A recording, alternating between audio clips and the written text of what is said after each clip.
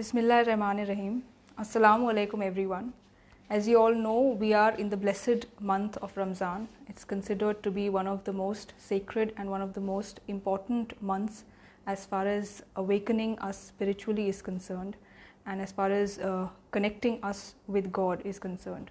So this is a very important month and we must try to worship God more and more and try to read the book of God and try as much as we can to focus on divine principles which we have to adhere to throughout our lives.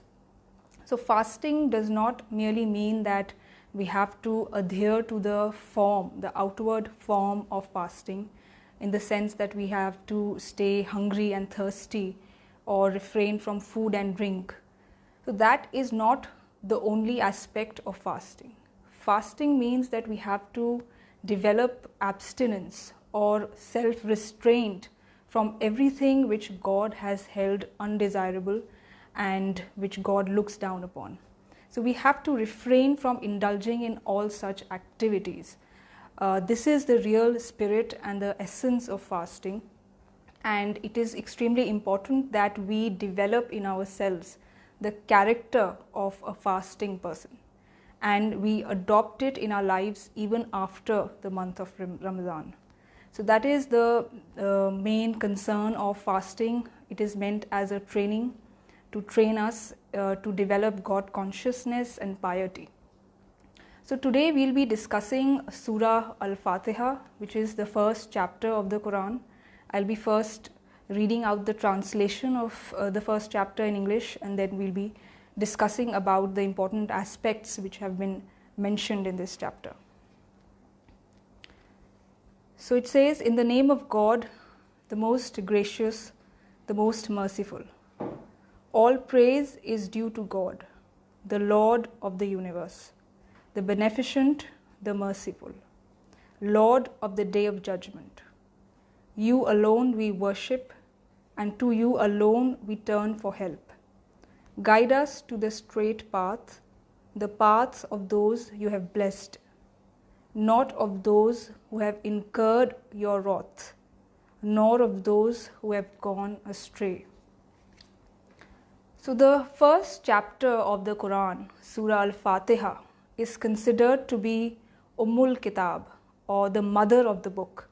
And scholars believe and have consensus that this chapter of the Quran is the essence of the Quran. And even Hazrat Ali Raziyallahu Anh has said that Surah Fatiha contains the entire Quran.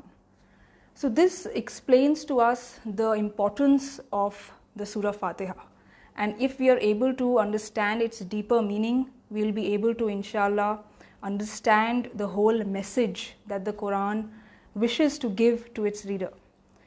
So the beginning of the Surah Fatiha, or the beginning of the Quran, is by the words Bismillahirrahmanirrahim, which means in the name of God, the most compassionate, the most merciful. And this is a very important declaration. It is as if God Almighty were telling us that He, the creator of the worlds, the creator of the universe, the creator of mankind, is a God of mercy and a God of compassion. So when we begin any undertaking in the name of this God, when we begin any endeavor by taking the name of God and saying, "Oh God, you're all merciful and all compassionate, so help me," this fills up with immense hope and gives us great conviction that yes, the work that I have begun in this world, I don't know what the future holds or what the future prospects would be, but I am sure that the God and the Lord of mercy and the Lord of graciousness, of compassion, will surely bless me, and He will not leave me to fend for my own self when I face obstacles in this path of mine. So this is a great means of giving us deep conviction in not only the Quran but in God as the Lord of the universe, as someone who controls everything and controls the world and the universe. And here it is extremely important to understand that the meaning of God being compassionate and merciful does not mean that we human beings have the freedom to do whatever we want and we can mysteriously expect God on high to bless us with His mercy and compassion. So this is clearly not the meaning of this verse or this declaration in the Quran. Rather, it means that if we work or if we plan our work according to the laws which the world is governed by, according to the principles which this world is governed by, then we can surely expect that God will come to our support. So for example, if I were to place my hand on top of fire or a flame, then surely my hand would burn. But if I put my hand over the flame and I expect that God will, in all His mercy and compassion, protect me still, then that would be foolishness and lack of wisdom on my part. So we have to plan our activities and regulate our work, our deeds in this world in such a way that it is absolutely in accordance with the laws set by God for this universe, for this world, for humanity. This is the deeper meaning of Bismillahir Rahmanir Rahim. God, in all His mercy and compassion, comes to your aid, comes to your support if you are able to discover His laws and then abide by them with all your capacity. Next is Alhamdulillahi Rabbil Alameen. This indeed is a phrase or a term which carries a lot of meaning. It's an ocean of meaning, a universe of meaning. Because if you begin to reflect on it, it means really, Alhamdulillah means praise be to God who is the Lord of the worlds, the Lord of the universe. And the essence of praise of God is acknowledgement, acknowledging God for all the bounties, for all the blessings that God Almighty has given us. And if you think about it, if you pause and reflect over your own life, you will realize that these blessings are being provided to you by God unilaterally, right from your birth to your present life and even after in the future. So the blessings that God is giving us, He is sending it to us copiously, generously, graciously on a unilateral basis without requiring us to send any kind of payment. So this entails that we thank God, the Creator, from the core of our heart, that without these blessings which we are so unconscious about, we would really be nowhere, we would be nothing, we would be helpless. Rather, we experience this when we fast in Ramzan. We abstain from food and water, which is so regular a phenomena for us. But the moment it is taken away from us, we realize that we are so fragile. We are absolutely not even powerful. We are so powerless before the Creator. So you realize your all powerlessness and you realize God as all powerful and the giver of everything. So you utter the phrase Alhamdulillahi Rabbil Alameen. And I can give you an example which can make you think how God is so beneficent when it comes to giving us His blessings. So I was reading that when an infant is born into the world, he does not possess antibodies. And these antibodies, which are in the blood, are extremely important for fighting off infections from any external or foreign organism which enters your bloodstream. So an infant lacks these antibodies. It's a very grave issue. He is exposed to all kinds of infections in the world. And these infections can actually be fatal for him, as he does not have a mechanism to defend himself. So where does he get, how does he survive? And that is, he survives because he takes in the mother's milk. And the mother's milk has antibodies. And therefore he can fight off all the germs, all the diseases and all the infections which he is potentially exposed to. So this shows how enormously and how remarkably our Creator is thinking about us, has provided for us, even when we do not know that we need something. We don't know that when we are born into the world, we need something to protect ourselves from germs and diseases. We don't know, and we don't know how to get it, but the Creator has provided this amazing mechanism to help us survive in this world.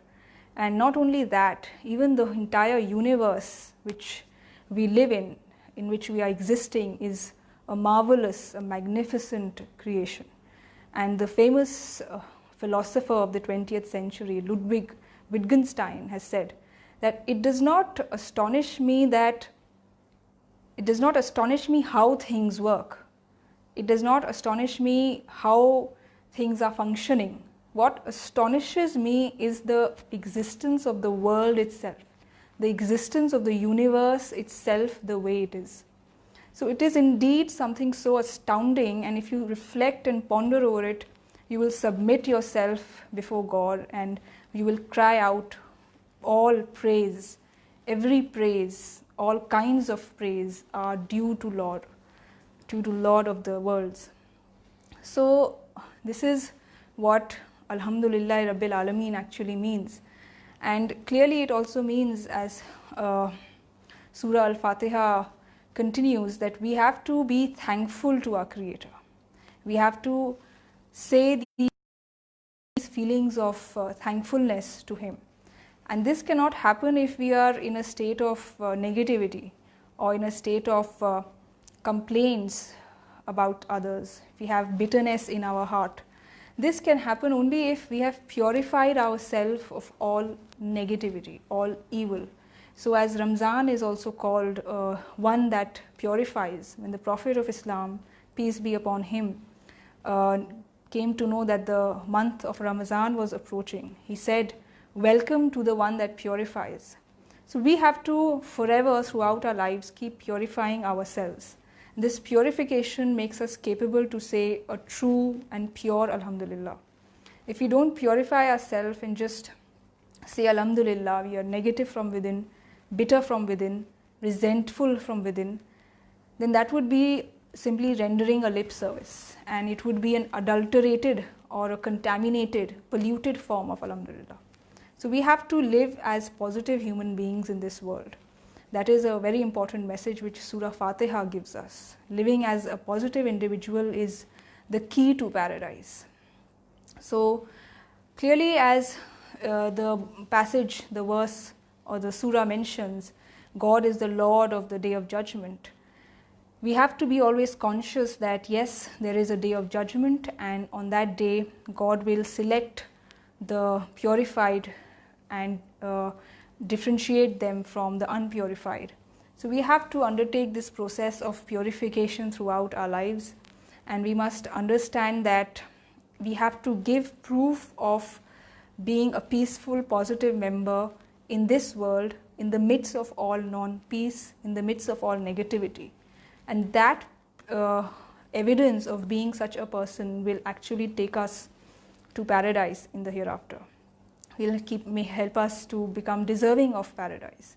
So being astray, as the Surah Fatiha mentions, and those who incur God's wrath are people who do not go according to this plan of the Creator or this scheme of things of the Creator. So we have to understand that in this world we have to lead a very conscious life. Today only Maulana Wahiduddin Khan sent out his message of Ramzan and said, it is a training for a life of caution. We have to lead our lives with utmost caution. Just as a horse whose foot is wounded, it would not walk in a normal way, rather it will walk with a lot of caution and not put its foot on the floor flat on the ground. So that is the kind of spirit with which we have to lead not only this month of Ramzan but our whole lives, so that God can bless us in the world hereafter. So this is the gist of the Surah Al-Fatiha, and I would be glad if you can send your questions and your comments on this topic.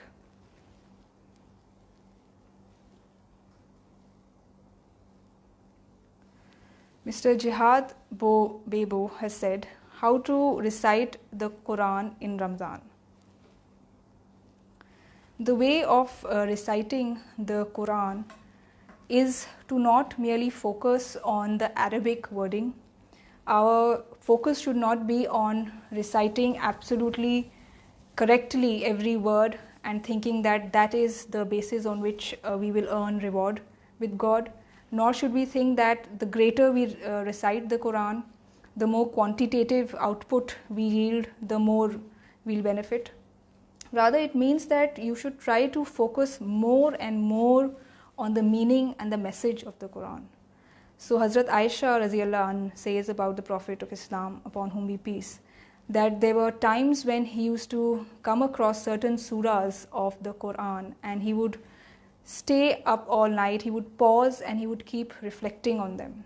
So he was not a person who would try to read the Quran, recite the Quran quickly and try to finish it off. Rather, he would give a lot of importance to understanding it and contemplating on it and trying to introspect whether he is actually leading a life in accordance with it or not.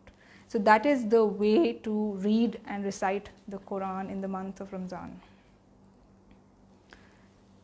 Ms. Sana Sheikh has asked, which is the best tafsir we should read in Ramzan?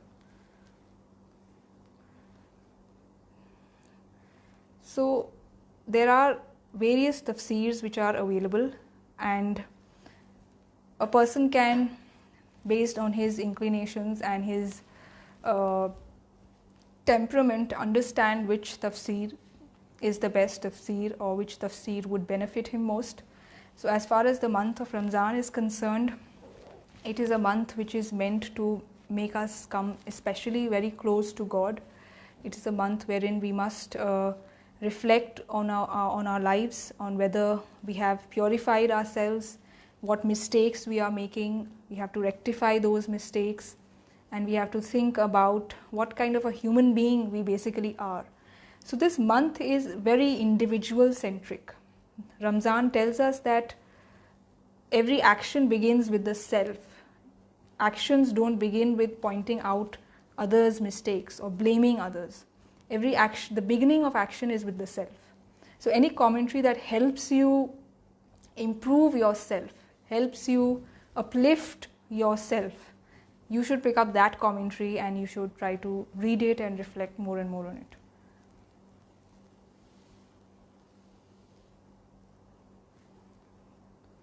Mr. Dawood Ibrahim has said, is it good to pray before we break our fast? Can we say the Surah Fatiha before we eat? Is it good to pray before we...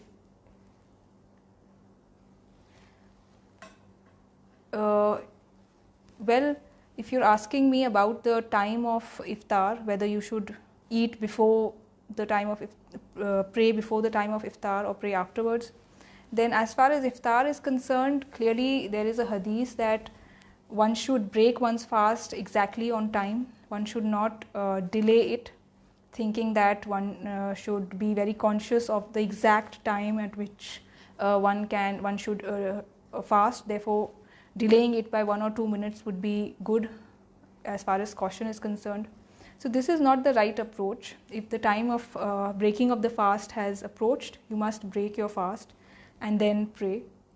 And as far as your other question is concerned, can we say the Surah Fatiha before we eat? Yes, it's up to you. There were many prayers that the Prophet said before he had to break the fast. So you can read about those prayers. They are prayers full of spirituality, full of meaning. You can say them. You can even read the Surah Fatiha. Mr. Riaz Bhatt has asked, please tell us how we can read the Quran to understand its deeper meaning. This is a good question. First of all, we have to understand that we must not remain so stuck with or so engrossed in the technical details of the Quran if we have to understand its deeper meaning and the deeper wisdom basically of the Quran.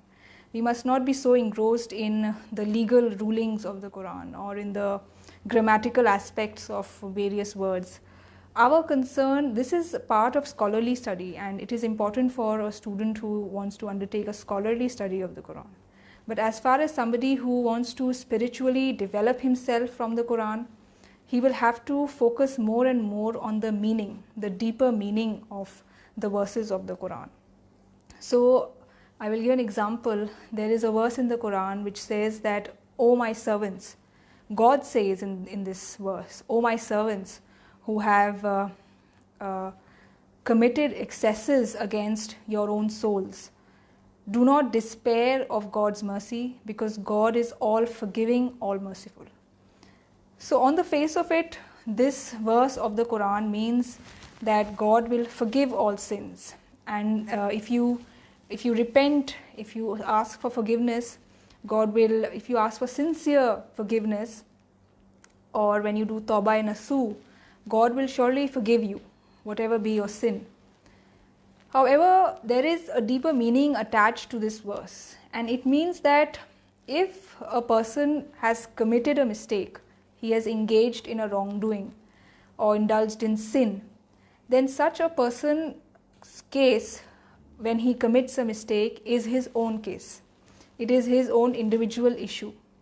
But when he prays to God sincerely to forgive him, he is supplicating to God in all earnestness, he is restless, and he does not rest content unless he feels that he has asked for a lot of forgiveness from God. So when he humbles himself before his Lord in such a deep and profound way, then his case does not remain his own case. Rather, it becomes the case of God Almighty. It becomes the case of his having invoked God's special mercy on him. So this is a great deeper meaning which this verse gives us, and it cannot be had if we remain stuck on the technical issues related to this verse. It can happen only if we reflect a lot, we contemplate. So one way of understanding the deeper meaning of the Quran is that we should keep thinking throughout the day over the verses of the Quran. It was said of a scholar that he used to think a lot about the Quran. Every time his mind used to be engrossed in understanding some or the other verse of the Quran. Even while going to the bed, his mind would be active in understanding the meaning of the Quran. So that is the relationship which we have to develop with the Quran. We have to develop a relationship, and that will guarantee that we arrive at its deeper meaning. Khan has asked, is reciting the Quran in Arabic necessary? Will we be rewarded if we read only the translation? The important part is that we will be rewarded if we read the Quran and understand its meaning. Along with that, we apply it to our lives. So reward is not only in the sense of merely having read. The act of reading or the act of recitation is not enough. What is important is practically applying the wisdom or the guidance of the Quran in our lives, to our lives. So this is extremely important to understand, because people often think that if they recite the Quran, they will mysteriously be given reward by the Creator, by God. So this notion or this concept is rather an underestimation of the Quran. It's an underestimation of God Almighty Himself, because He has given you a book full of wisdom, full of guidance to distinguish between the right and the wrong. And now if you simply read it with your closed mind and think that merely the Arabic words would somehow mysteriously help you, then you are not giving the Quran its rightful due. So you have to understand and read it. It could be in your own language, it could be a translation of the Quran in any language which you understand, but reflecting on it and also adhering to its principles of life, that is most important, and that is what is ultimately rewardable.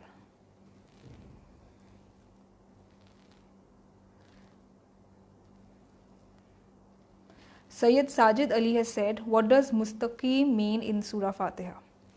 So Surah Fatiha talks about Sirat-e Mustaqim. It means the straight path or the right path. So the straight path is nothing but following the path which the Quran has laid down for us, on which the Prophet of Islam, may peace be upon him, adhered to. This is the path which we have to lead in our lives, and it is basically a God-oriented path, a path of leading life with consciousness that yes, there is a creator and we have to be accountable to that creator. And there is a very nice illustration of this concept in a conversation between two companions of the Prophet. So once Hazrat Umar ibn al-Khattab asked another companion, what is the meaning of taqwa or God consciousness, which is something which the Quran tells us to follow. So that companion did not answer Hazrat Umar directly. He did not give any definition of taqwa. Rather, he asked him another question in return and said to him, what do you do when you go past a bush or a bushy area which has a lot of thorns and thorny scrubs strewn all around you? So Hazrat Umar said that I roll my clothes to myself and I go past it with a lot of caution so that I don't get pricked by the thorns around. So that companion said to him, Zalikat taqwa, that is taqwa. So this is the life that we have to lead, which we have to follow, and this is indeed the straight path, because this is what will keep us away from all kinds of evil tendencies. We have a lot of emotions which tend to lead us astray from the Sirat-e Mustaqim or the straight path.